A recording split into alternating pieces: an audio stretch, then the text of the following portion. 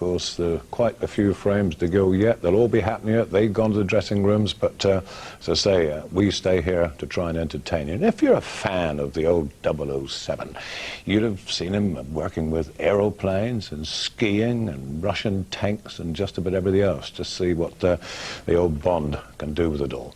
I just wonder what he'd been like at snooker, especially here, over the last 16 days.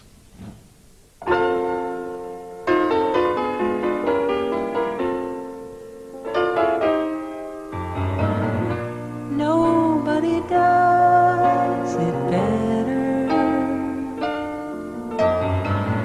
Makes me feel sad for the rest. Nobody does it half as good as you. Baby, you're the best. I wasn't looking, but somehow you found me. I tried to hide from your love. I just don't understand it. Why do you want to ruin the World Championship, Mr. Oldfinger? You idiot, Longpot.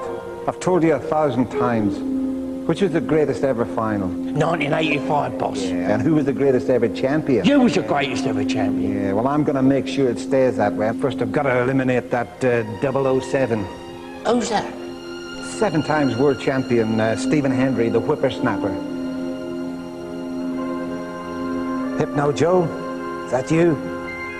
I've got a little job for you.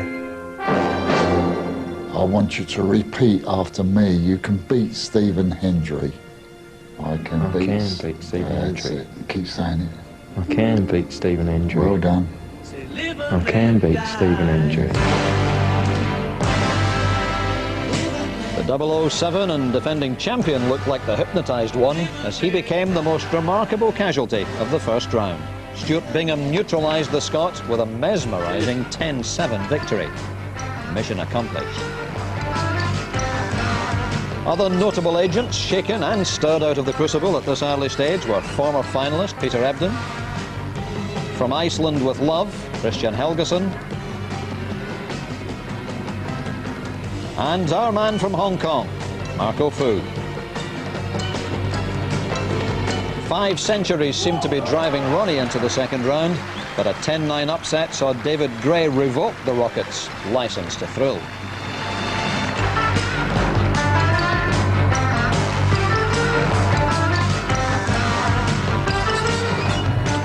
The black, the black. The final frame, the final black. A great performance then by Steve Davis, defending his title.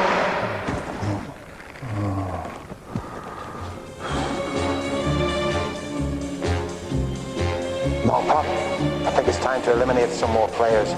Maybe some former world champions. Contact the man with the golden cue. The man with the golden cue. Okay, boss. Hello, operator. I want that number of the man with the golden cue.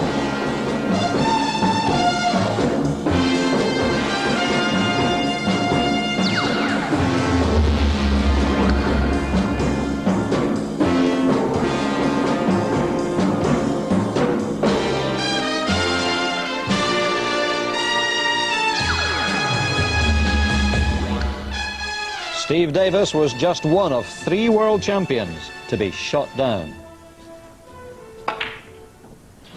One golden shot means another gold tumbler has come tumbling down. He went out to John Higgins, while Parrott's wings were clipped by Joe Swale.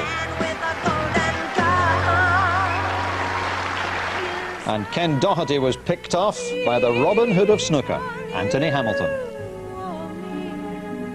The performance of the round came from Dominic Dale, who thunderballed David Gray out of the event, 13-1.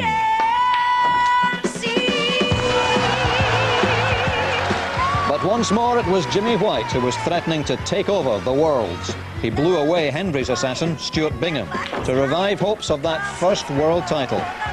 Never say never again, Jimmy.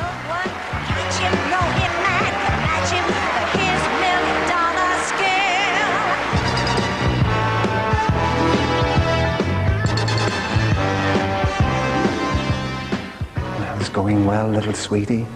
But for the quarterfinals, I'm going to need one of my special agents.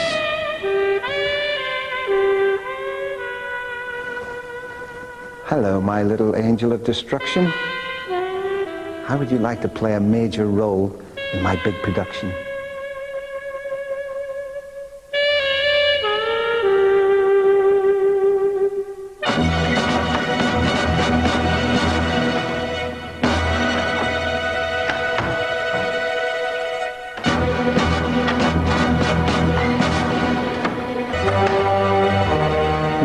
Strikes again.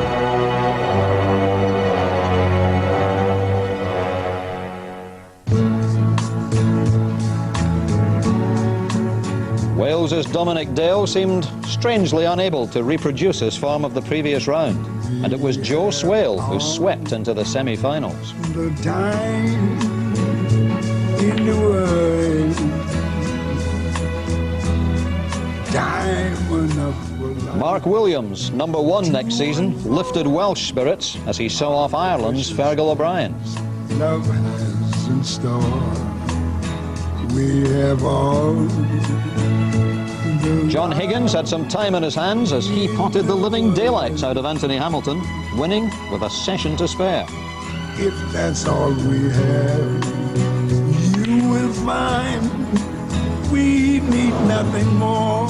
And although some may say that nobody does it better, Jimmy White failed to make his 11th semi, with the Welsh Dragon roaring once more in the shape of Matthew Stevens.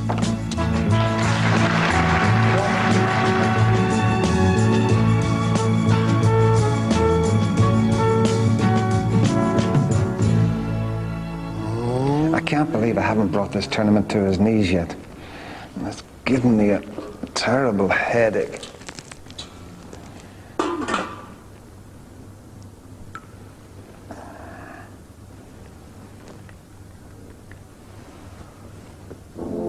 Long pot?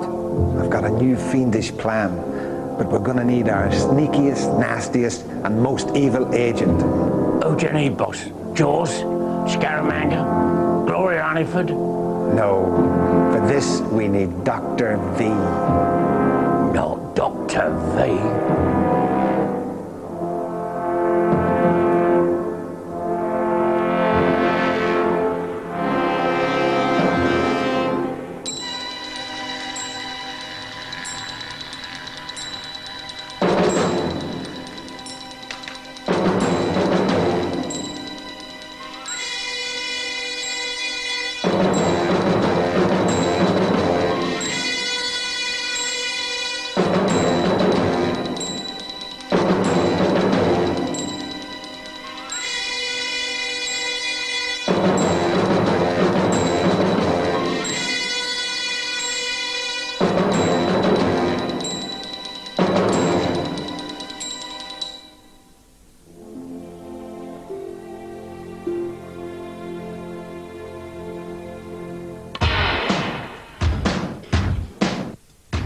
Whether it was the water or not, something was upsetting John Higgins. But from 8-5 down, the gritty Scot fought back to lead 15-11 and give himself a view to a kill against Mark Williams.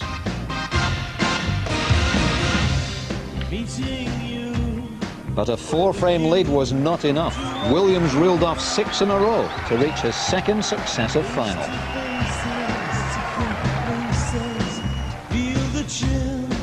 Matthew Stevens looked set to join his compatriot as he built a 6-frame lead against Joe Swale.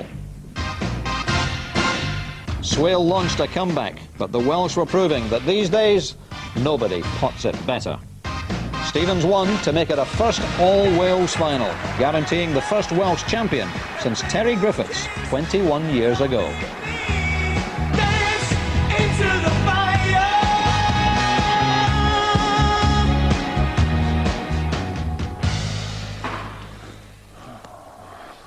Fools, fools, I'm surrounded by fools.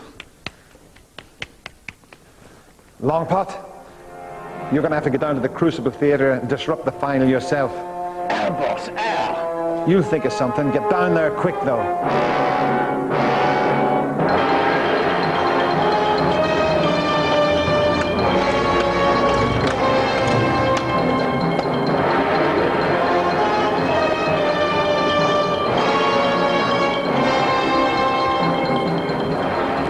You're never going to believe this.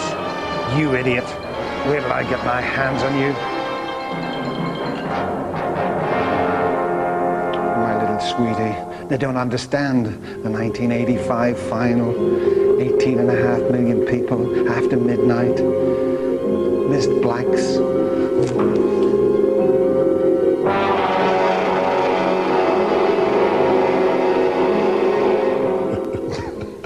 I tell you what, Goldfinger, you may have retired competitive snooker, but I think you've missed your vacation. Glad you could come to the premiere. And I tell you what, to the boys in the production bands, Cubby Broccoli would have been proud of you. Well done.